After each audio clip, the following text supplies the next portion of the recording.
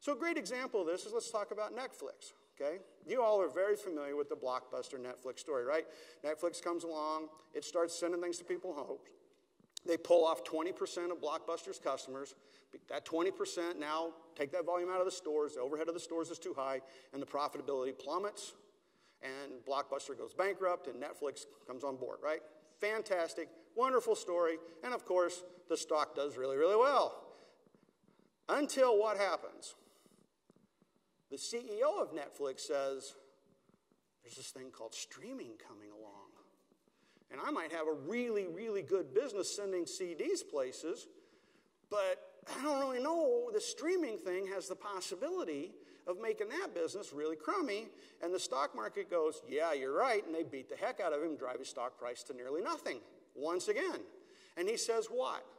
I am going to dedicate my resources to streaming. And the investors do, and the analysts all go, you are the dumbest CEO in America. You've got to be kidding.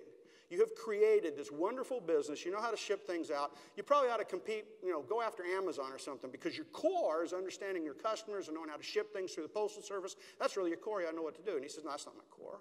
My core is entertainment. It's about delivering entertainment. And the next wave is going to be streaming. And I'm going to separate the two businesses. And I'm going to take all the money I can make out of CDs in the next 2 years. I'm going to pour it into the streaming business. Well, he's right. It works. Goes around the corner, and he does really, really well, and the stock price shoots up again. 2 more years go by. Now what's happened? Stock price is in the tank again. Why? Because he stood up and he said, you know what? Streaming isn't enough to win anymore. I got Amazon that's streaming today. I got a lot of people that are streaming today. I have to have original content. I have to go out and make movies. And guys like Jim Cramer come on television and say, this guy must be a nut. He's an imbecile. He cannot produce television. That's the world of NBC and Disney and all those kinds of companies. And therefore, he doesn't understand the economic model. So therefore, we're going to punish him once again. But that's the world we live in when it comes to strategy today. And the term they like to use for this in Silicon Valley is the strategic pivot. But the strategic pivot is just sort of a fun word, but young people came up with it. It says, look around the corner, see what's coming next, and you have to resource what's coming next. You never get to rest on your laurels. You never get to sit and wait.